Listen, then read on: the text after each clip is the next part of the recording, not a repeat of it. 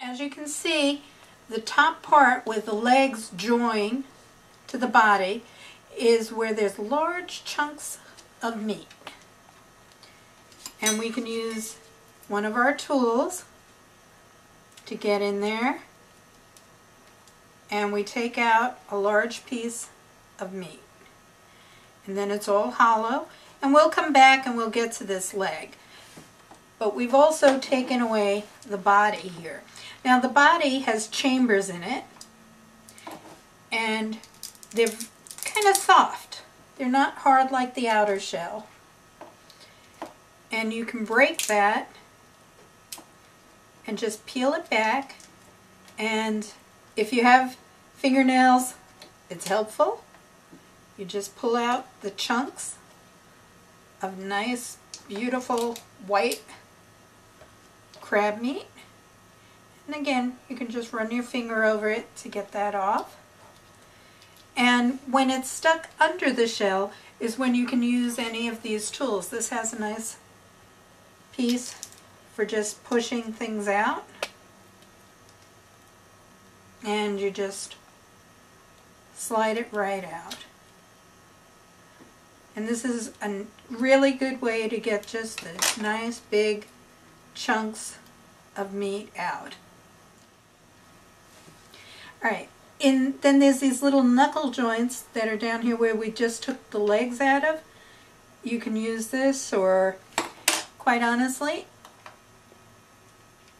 the chopstick is a good thing to use to push everything out of there. And just get the rest of the crab meat out. And if you wanted to, you could even start from this side through the knuckle joint. Oh, I'm going to split this apart. Again, I'm putting my fingers on it, and it's soft because this crab has been steamed. And once we open this, on the inside is lots of meat that just comes straight, very easily out. Beautiful hunks, which are great to put on a salad, or if you're making crab cakes, anything you want to do with this. It's beautiful, tasty, tasty crab meat. Alright, let's move on to one of the legs. This is just one of the legs that I took off the body. I'm going to use the nutcracker, and you don't want to just crank down on it because you'll push all of the broken pieces of shell into it. And then you'll have to find a way to get them out. So you catch the end, and as you saw when I caught just the end, it broke that off. I gently snap pieces along the way so that I can get in there. And we're going to put this in and slide it, pushing it against the shell. And when I pulled up, you saw I cracked the top of the shell. I can peel this away. And then I'm getting the claw meat, which just gently, we just pull it off. There's some pieces of cartilage, and if we do it right, they stay in and the meat comes out. We just wanted to try and be careful not to get those little pieces of shell in there. It's like cracking an egg. You don't want the shell in there, okay? And you can go down and you can do that again with the smaller pieces.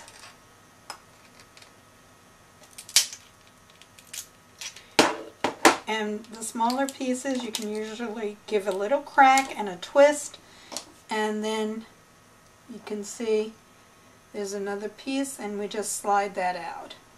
Now, when you come to the claw, you see we have a nice little claw here with this little nippers. This is a lot harder than the other ones, so it's a much tougher shell. But again, you don't want to have them all cracking in there. You probably saw a little piece fly off. And you can get in there and separate it. And again, you have a large piece of crab. And you just grab it gently, slide it out, leaves the pieces of cartilage in there, and you have a nice clean piece of crab meat. You also have the smaller part of the claw, of the nippers. Just bend that and it pulls out the entire piece of the cartilage. And you can see I'm not trying to break it all the way through.